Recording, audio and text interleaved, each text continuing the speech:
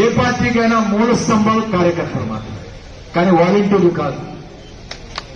Volunteer వ్యవస్థని పక్కన పెట్టాలి. కార్యకర్తల్ని ప్రజలకి నాయకుడి మధ్య వారధిలాగా కార్యకర్తలనే పెట్టాలని చెప్పి ఈరోజు ఖచ్చితంగా మనమందరం కూడా గుర్తు చేసుకోవాలని చెప్పి ఈరోజు చెప్తా ఉన్నాను. నేను ఈ విషయం మీ ముందు చెప్పడం కాదు. ఈ ఎన్నికల్లో ఓడిపోయిన తర్వాత మొట్టమొదటిసారి నేను జగన్మోహన్ రెడ్డి గారిని కలిసినప్పుడు కూడా ఇదే విషయం దృష్టికి తీసుకొచ్చాను. అన్నా, కార్యకర్తలే పార్టీకి మూల స్తంభాలు. ఇవాళ కేసులు ఎవరి మీద పెడుతున్నారు? వాలంటీర్ల మీద పెట్టట్లేదా, కార్యకర్తల మీద పెడుతున్నారు. కార్యకర్తలే పార్టీకి ప్రాణం వంటి నిలబడేది. వాలంటీర్లు వస్తారు పోతుంటారు. అంటే ఆయన అన్నాడు, మీరే కదా పెట్టింది వాలంటీర్లు అందరినీ, నాయకులే కదా పెట్టింది అన్నాడు.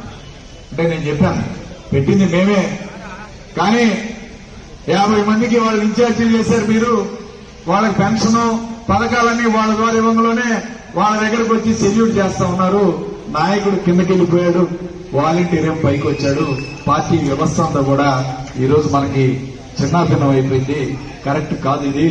కార్యకర్తలకే ఈ రోజు పగ్గాలు, పార్టీ పగ్గాలు కార్యకర్తలకే ఇవ్వాలని చెప్పి ఈ రోజు మనం డిమాండ్ చేస్తాం. అలానే నేను ఒకటి, మనం డబ్బులు పెంచాం. మనం అధికారంలో ఉన్నప్పుడు సుమారు 2,70,000 కోట్ల రూపాయలు, 70,000 కోట్ల రూపాయలు, 2,70,000 కోట్ల రూపాయలు మనం ప్రజలందరికీ కూడా పంచాం. ఈ డబ్బులు ఎవరి ద్వారా పంపించాం? వాలంటీర్ ద్వారా పంచాం.